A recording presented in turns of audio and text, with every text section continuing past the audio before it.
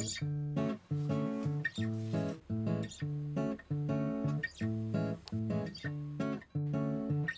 c'est Amélie, bienvenue sur ma chaîne pour une nouvelle catégorie de vidéos. Je l'avais dit dans mes précédentes vidéos que j'avais vraiment envie de vous faire une catégorie Project Life. Donc ce sera plutôt du DIY. Et qu'est-ce que c'est que le Project Life?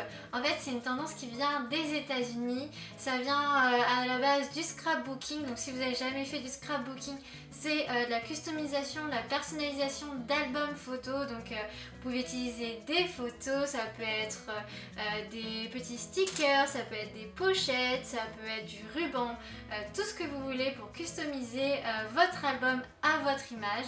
Le Project Life est plus spécifique puisque en général on le fait soit par mois, soit par année, soit on choisit un thème comme les vacances d'été. Du coup moi ça fait depuis septembre que j'ai commencé cette aventure et que j'essaye vraiment mois par mois de regrouper les photos, des événements qui m'ont marqué, des personnes que j'ai rencontrées, de ce que j'ai fait, et c'est quelque chose de vraiment plus facile que le scrapbooking, c'est plus intuitif, on colle selon son envie, enfin c'est vraiment, je trouve c'est une manière plus rapide, plus instantanée de faire son album photo et ça prend vraiment moins de temps que le scrapbooking d'après moi. Du coup je profite de cette vidéo pour vous annoncer que je deviens ambassadrice de la petite épicerie. Si vous ne connaissez pas la petite épicerie, c'est une boutique avec plein de matériel de DIY, ça peut être de la couture, la pâte Fimo, tout ce qui est décoration aussi, anniversaire, papeterie, ils font plein de choses et les épiciers sont juste adorables, ça fait vraiment très longtemps que je les suis, même depuis leur début, et voilà, je suis vraiment très heureuse de devenir ambassadrice. Ça veut dire que je ferai des DIY sur mon blog et aussi sur YouTube avec des produits de la petite épicerie que j'aime énormément, sinon je vous les présenterai pas, mais je les aime tellement qu'il fallait que j'accepte, voilà, et franchement je suis super heureuse, j'espère que vous allez vivre aussi cette aventure avec moi, avec nous, et donc c'est parti pour la première vidéo de cette catégorie qui sera essentiellement sur vraiment la première chose à avoir pour faire son Project Life, un album de Project Life. Pour faire un Project Life, vous aurez besoin d'un album. Alors à la base, moi j'utilisais des carnets que j'avais achetés chez Emma, donc des carnets vraiment très simples avec des lignes.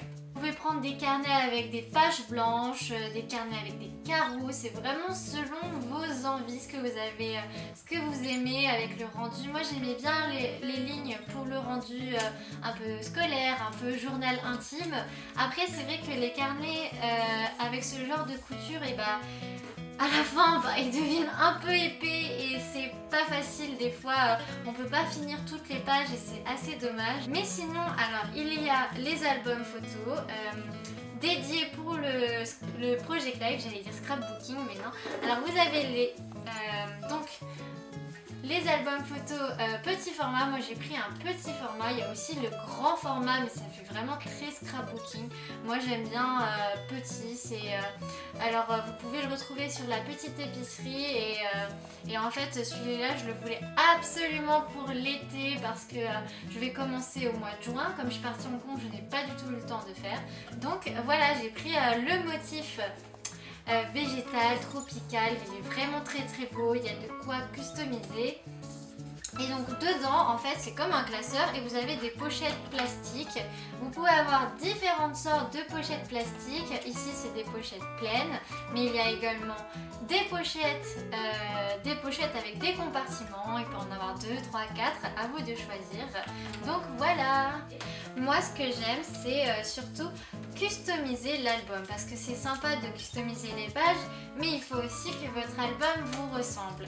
Donc déjà dans les précédents, moi ce que j'avais fait c'était des carnets de d'un ancien DIY. Du coup ce que j'avais fait c'était que j'avais rajouté du masking tape, j'ai rajouté des autocollants, vous pouvez rajouter tout ce que vous voulez.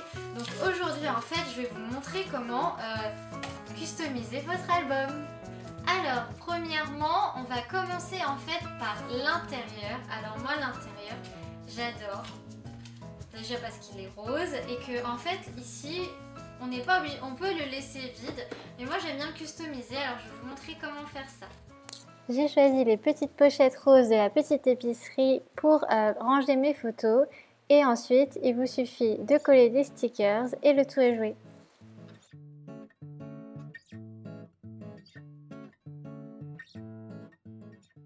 Pour faire ce marque-page, vous aurez besoin de 3 rubans.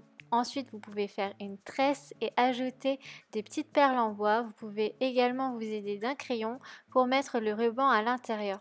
Ensuite, vous pouvez faire un pompon à l'aide de son pompon maker que vous trouverez dans le coffret de la petite épicerie ou dans leur boutique, et c'est tout simple, vous avez juste à entourer le fil sans forcément faire de nœud, puis fermer le pompon maker et vous avez des petits clips que vous devez fermer également.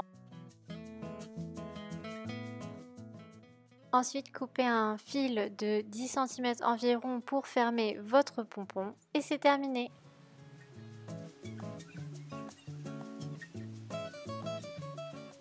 J'ai choisi d'écrire Summer 2016 pour mettre dans l'encoche de l'album et ensuite j'ai eu l'idée de faire des petits pompons en orange fluo, un orange corail et puis de les coller tout simplement sur le dos de l'album.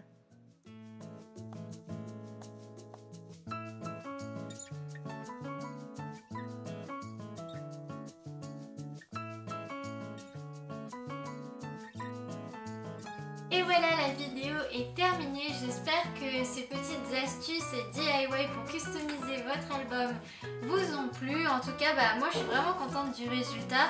C'est du coup ça le personnalise un peu avec des petits pompons, un petit marque-page et puis voilà des pochettes de rangement. Donc on se retrouve la semaine prochaine pour une nouvelle vidéo. N'hésitez pas à vous abonner, ça me fera super plaisir et puis ça vous permettra de voir les prochaines vidéos. À très bientôt, bye bye!